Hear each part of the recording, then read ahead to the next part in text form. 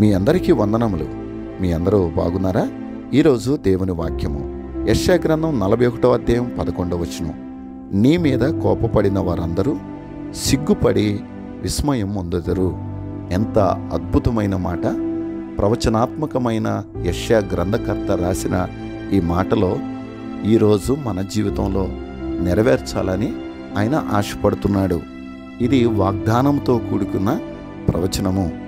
ఈరోజు మనం జీవిస్తున్న పరిశుద్ధ జీవితమును బట్టి, మన పవిత్ర జీవితాన్ని బట్టి లోకము మనలను అవమానపరచవచ్చు, నిందలకు గురి చేయొచ్చు, శ్రమలకు గురి చేయొచ్చు.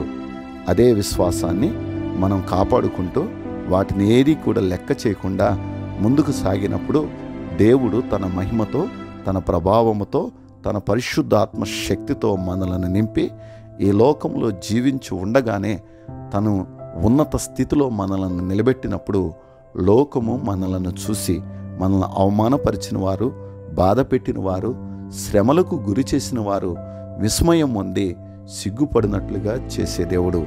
రెండవది, ఆధ్యాత్మికంగా కూడా ఈ లోకములో శ్రమలు అనుభవించి మరణించిన తర్వాత ఒకానొక రోజున పరలోకములో తన మహిమలో నీవు ఉండటాన్ని బట్టి నరకములో ఉన్నటువంటి నిన్ను బాధ పెట్టిన వారందరూ ఆ రోజు నిన్ను చూసి విస్మయం పొంది సిగ్గుపడతారని దేవుడు ఈరోజు ఈ మాటల ద్వారా తెలియజేస్తున్నాడు.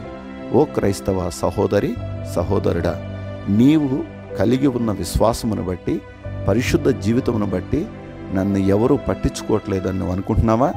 అయితే భయపడకు. దేవుడు నీతో ఉన్నాడు, నీలో ఉన్నాడు, నీతో నడుస్తున్నాడు. ఆయనే నిన్ను ఉన్నత స్థితిలో నిలబెడతాడు, అనేకులకు దీవెనకరంగా వాడుకుంటాడు. అలాంటి కృపలో దేవుడు మనలను నిలబెట్టి దీవించునుగాక. ఆమెన్.